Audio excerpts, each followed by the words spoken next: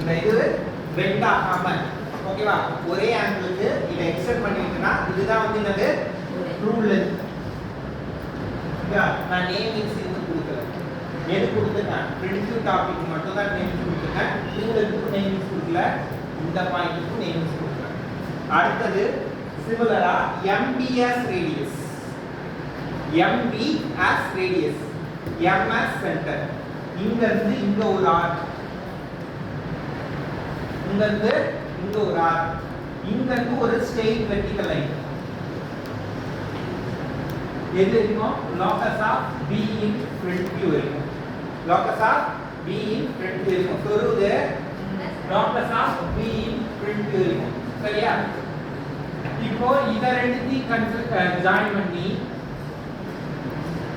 இத அப்படியே இங்க எக்ஸ்டெண்ட் பண்ணனா இதுதான்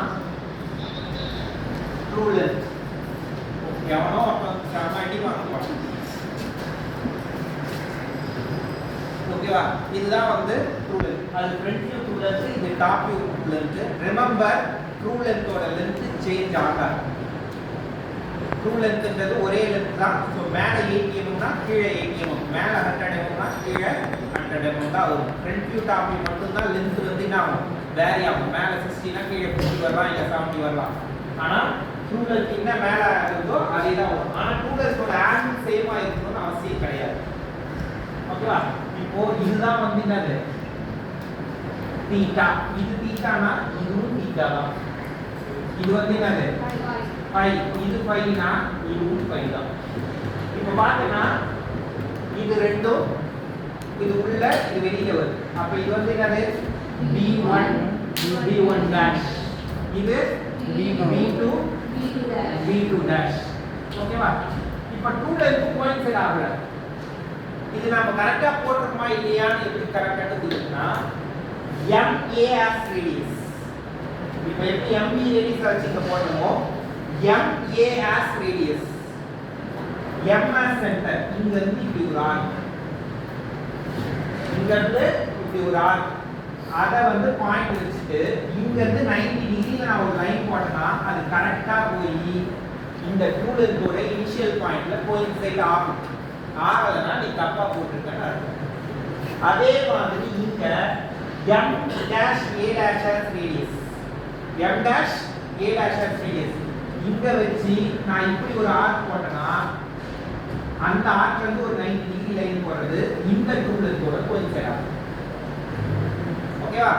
அது கோயின்சைட் ஆகலாம். நீ தப்பா போட்டுருக்காங்க. ரிமெம்பர் எந்த வெர்டிகல் லைன் போட்டாலும் அது 90 டிகிரி லைனா தான் இருக்கணும். உன் இஷ்டத்துக்கு லைனை ஸ்கேல் வச்சு ஜாயின் பண்ண கூடாது. ஓகேவா? இந்த லைன் எல்லாமே 90 டிகிரி லைன். ஓகேவா?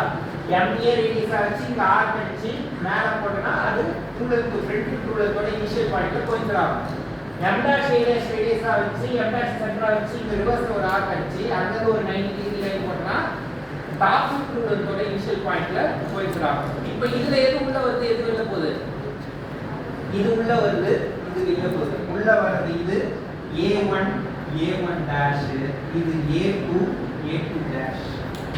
அங்க இனிஷியல் பாயிண்ட் எல்லாமே ஒரே பாயிண்ட்ன்றதால A1 A2 வரல.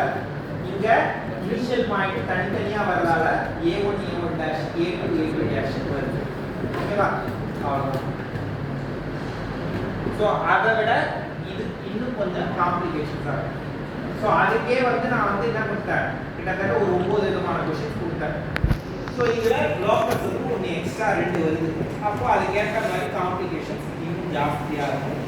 ரெண்டாவது கண்டிஷன்ஸும் எல்லா லைனும் மீட் ஆகணும், இன்டர்செக்டா மீட் ஆகணும், மிட் பாயிண்ட்டும் மீட் ஆகணும், எல்லாமே 90 டிகிரி லைன்ல மீட் ஆகணும். ஒரு பரியிருக்கு.